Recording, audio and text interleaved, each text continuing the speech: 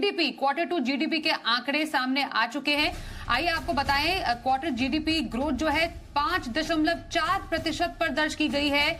अनुमान 6.5 यानी 6.5% का दर्ज किया गया था। तो क्वार्टर टू जीडीपी ग्रोथ जो है अनुमान के मुताबिक काफी ज्यादा कम दर्ज की गई है।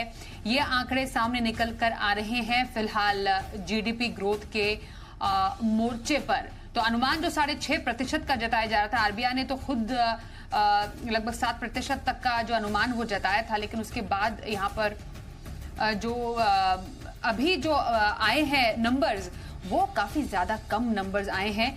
तो इस पर मंथन करना और इस पर बातचीत करना काफी ज्यादा जरूरी हो जाता है। हमारे साथ राधिका पांडेय है, senior fellow national institute of public finance and policy. Radhika ji, बहुत स्वागत है। मैम, सबसे पहले जरा आपसे समझना चाहेंगे, जो ग्रोथ के आंकड़े निकलकर सामने आए हैं अनुमान से तो बहुत, जो प्रोजेक्शन था उससे काफी कम आए हैं। आपकी फर्स्ट रीडिंग क्या होगी इस नंबर्स की? जी बिल्कुल, आपने सही कहा, क्योंकि जीडीपी जो एक्सपेक्टेड थी वो ये था कि फर्स्ट क्वार्टर के मुकाबले सेकंड क्वार्टर में जीडीपी ग्रोथ स्लो डाउन होगी, लेकिन 5.4 एक्सपेक्टेशन से काफ़ी नीचे नंबर हैं। और इसके जो फाइन प्रिंट देखना बहुत ज़रूरी है कि कौन से ऐसे फैक्टर्स हैं जिनसे कि जीडीपी ग्रोथ इतना कम आया है, जो मतलब 5.4% के आसपास आया है।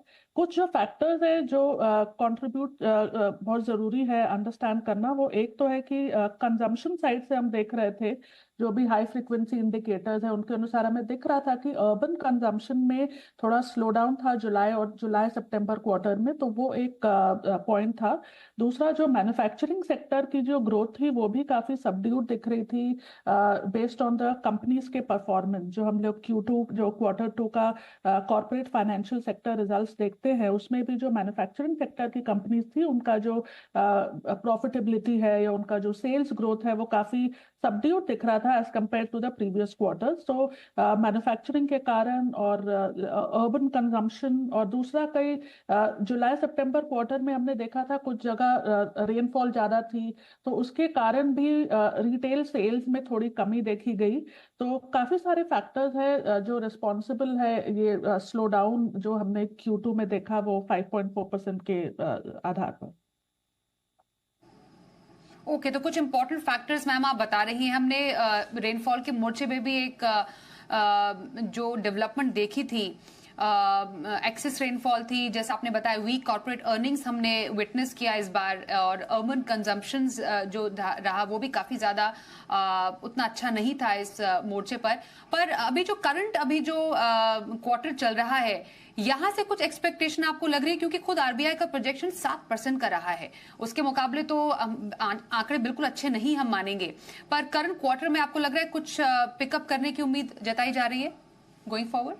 जी, अगेन अक्टूबर दिसंबर क्वार्टर जो हमें करंट क्वार्टर चल रहा है उसमें जो इंडिकेटर्स हमको धीमी चाल से दिख रहे थे सेकंड क्वार्टर में, उनमें काफ़ी इम्प्रूवमेंट देखी गई है। सो जो भी हम इंडिकेटर्स देखते हैं, जैसे मैन्युफैक्चरिंग सेक्टर के इंडिकेटर्स देखे, परचेजिंग मैनेजर्स इंडेक्स देखे, या कार सेल्स देखे, ऑटोमोबाइल सेल्स देखे, इन सब में एक बहुत बड़ा इम्प्रूवमेंट हमें दिख रहा है जो करंट क्वार्टर है।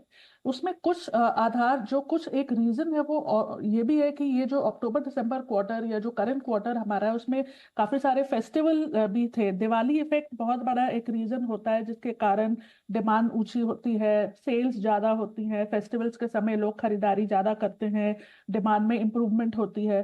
तो कुछ रीजन तो ये भी रहेगा कि फेस्टिवल के कारण हमें कुछ उछाल दिखेगा डिमांड रिलेटेड इंडिकेटर्स में इस वाले जो करंट क्वार्टर है उसमें।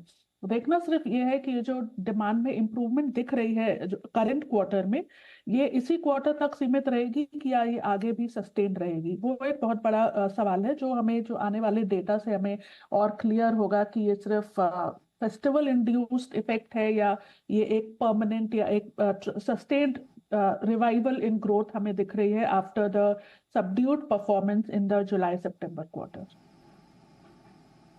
बिल्कुल, तो काफी परफॉर्मेंस सबड्यूड जैसा राधिका जी भी कह रही है। कुछ खास नंबर मोर्चे पर हम नहीं कहेंगे आते हुए, परफॉर्मेंस नहीं कहेंगे जीडीपी के मोर्चे पर आते हुए, जो हमने क्वार्टर टू के नंबर्स देखे हैं जुलाई से सितंबर के जीडीपी के मोर्चे पर। धन्यवाद करेंगे राधिका जी इन नंबर्स पर मंथन करने के लिए और हमारे साथ बातचीत करने के लिए।